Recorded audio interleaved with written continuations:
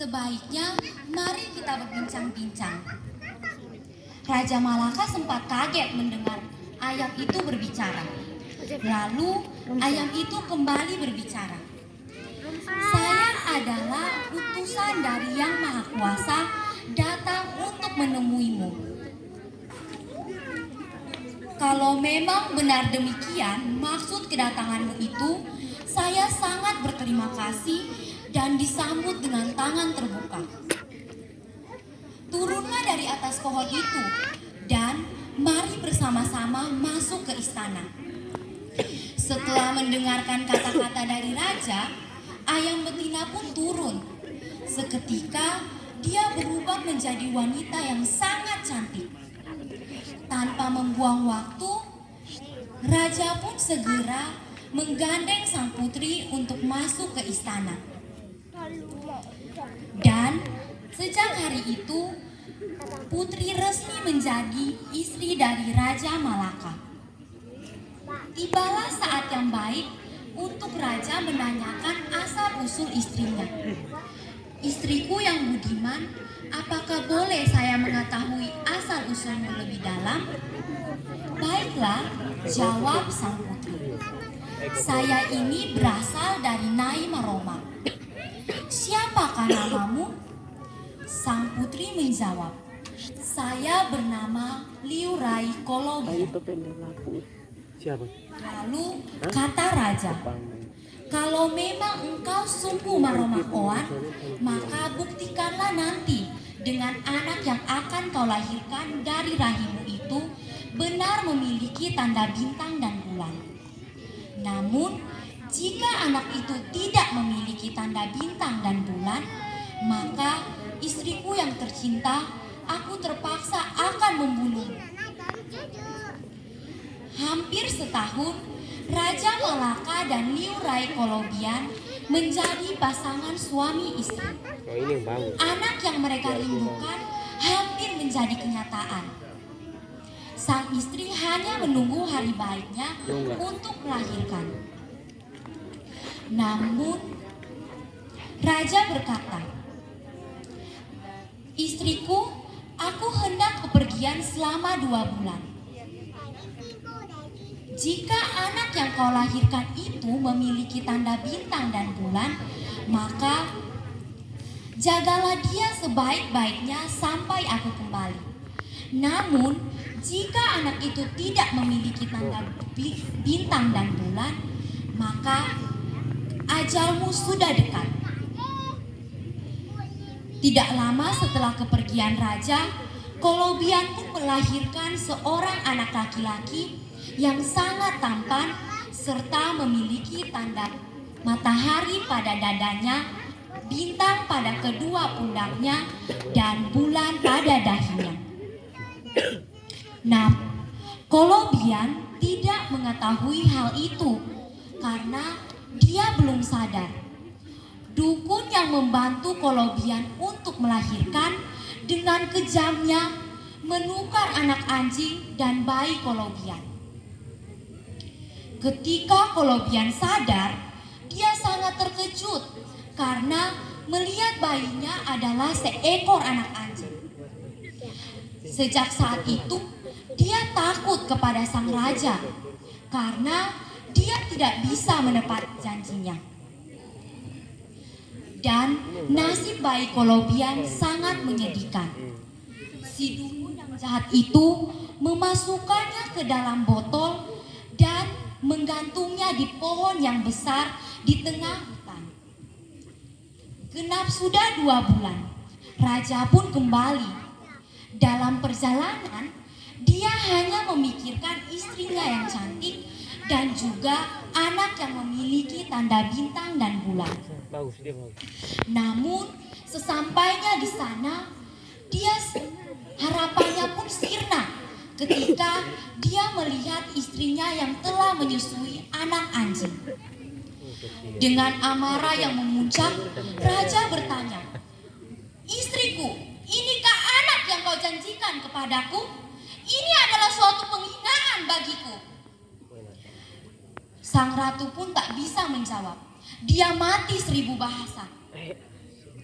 Dengan emosi yang memuncak, raja menghunuskan pedangnya ke istri. Seketika, kepala dan tubuhnya terpisah.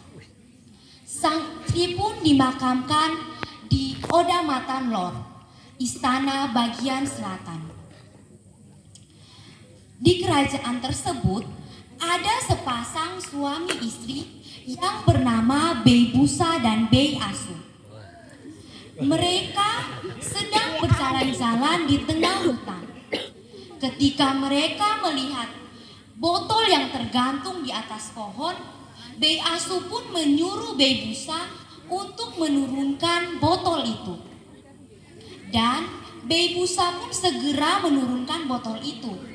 Alangkah terkejutnya mereka ketika mereka melihat isinya adalah seorang anak bayi yang memiliki tanda matahari pada dadanya, bintang pada kedua pundaknya, dan bulan pada dahinya. Mereka pun membawa pulang bayi itu ke tempat tinggal mereka di bawah pohon kafau. Dan mereka memberi nama bayi itu Laun Kiak. Walaupun Laun Kiak tidak diberi makan, namun semakin hari Laun Kiak bertumbuh menjadi seorang yang sangat sehat dan juga tampan. Dia tak pernah malu karena memiliki seorang ibu dan ayah adalah seekor anjing dan kucing.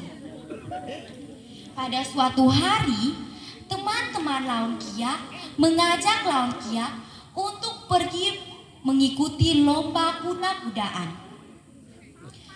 Kata teman Laun Kiak, "Suruhlah ayahmu untuk membuat kuda-kudaan sama seperti kami." Namun Laun Kiak menjawab, "Mana mungkin, ayahku adalah seekor anjing dan ibuku adalah seekor kucing." Memikirkan hal itu, Laun Kiak pun kembali ke tempat tinggalnya. Sesampainya di sana, dia menceritakan semuanya kepada Bei Busa dan Bei Asu. Bei Busa dan Bei Asu pun tidak menemukan jalan keluar. Dan mereka bertanya kepada Laun Kiak, "Bagaimana kami bisa mendapatkan permainan itu?" Jawab Laun Kiak, "Lebih bijaksana apabila kalian berdua pergi menemui Yang Maha Kuasa dan meminta sebilah pedang daripadanya." Bei Busa dan Bei Asu pun menyetujui hal itu. Ditugaskan Bei Asu untuk menemui Yang Maha Kuasa. Sesampainya di sana, Bei Asu pun ditanya oleh Maha Kuasa, "Hai Bei Asu Kase, mengapa kau datang kemari?" Bei Asu pun menjawab, "Ada suatu masalah yang mulia sehingga aku datang kemari." "Masalah apa itu? Katakanlah segera." Bei Asu pun menjawab, "Saya datang ke sini untuk meminta sebilah pedang yang gunanya untuk berbuat kuda-kudaan." Segera Yang Maha Kuasa pun memberikan sebilah pedang kepada Bei Asu. Segera Bei Asu pun kembali ke Rai Klaran. Sesampainya di Rai Klaran, Bei Asu langsung menyerahkan pedang itu kepada Laun Kiak. Dan Laun Kiak membuat kuda-kudaannya. Hari yang dinantikan pun tiba. Mereka semua sudah berkumpul di lapangan. Datanglah Laun Kiak dengan kuda-kudaannya. Lalu mereka pun langsung mengadakan perlombaan. Kebetulan sekali, Raja Malaka sedang duduk di bawah pohon beringin. Ini matanya hanya tertuju kepada salah satu anak yang tidak lain adalah Laun Kiak. Raja pun memanggil dan berkata, "Hai anak baik, kemarilah." Laun Kiak pun mendekat. "Kenapa Tuan memanggil saya? Dari mana tanda-tanda itu kau dapatkan?" Ini kepunyaan sendiri yang maha mulia. Saya ingin menukarkannya dengan suatu benda. Raja pun kembali bertanya, benda apakah itu? Saya ingin menukarkannya dengan tulang belulang orang yang sudah kering. Lalu raja pun menyetujui hal itu. Segera raja menyuruh hambanya untuk menggali makam sang istri. Keesokan harinya, raja pun memanggil Laun Kiak. Laun Kiak, kemarilah, tulang belulang yang kau minta sudah kusiapkan. Laun Kiak mendengar hal itu, dia sangat senang dan masuk ke istana. Sesampainya di istana, pertukaran itu segera dimulai. Setelah Laun Kiak mendapatkan tulang belulang itu, dia langsung menyuruh Bebusa dan Beasu untuk menyusun tulang belulang itu semestinya. Tanpa mereka sadari, sesosok wanita yang sangat cantik yang tidak lain adalah ibu dari Laun Kiak.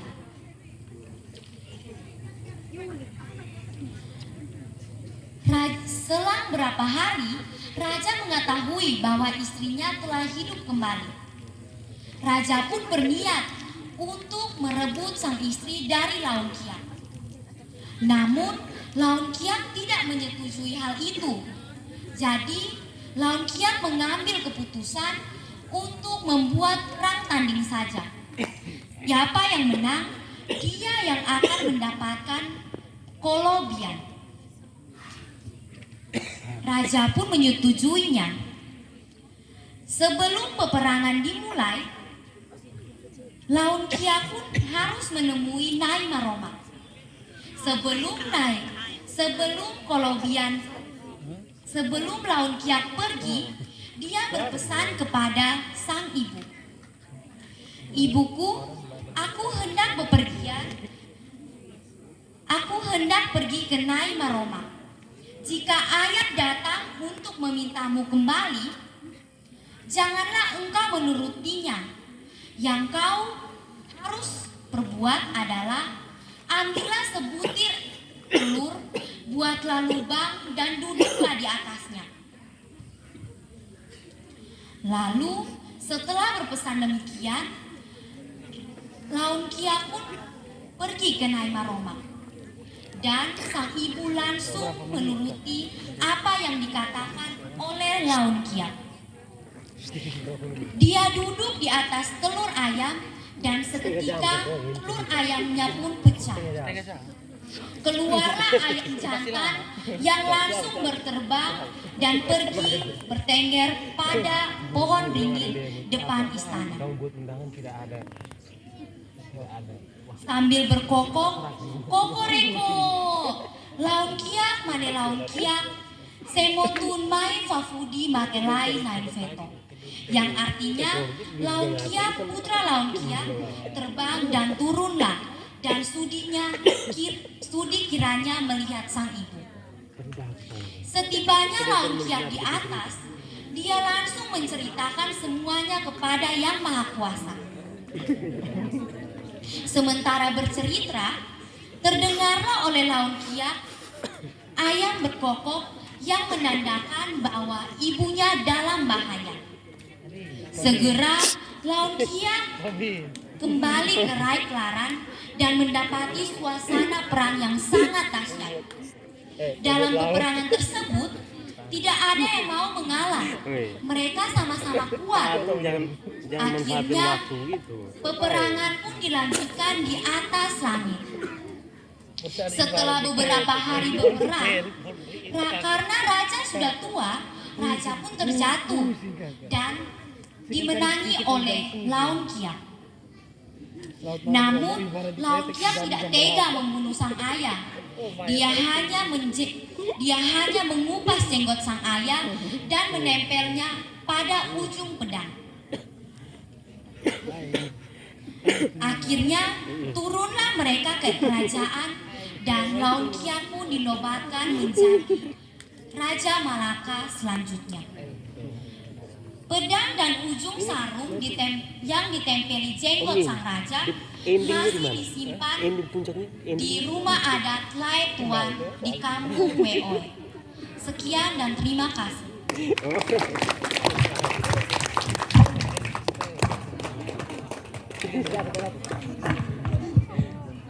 Ya, terima kasih Nona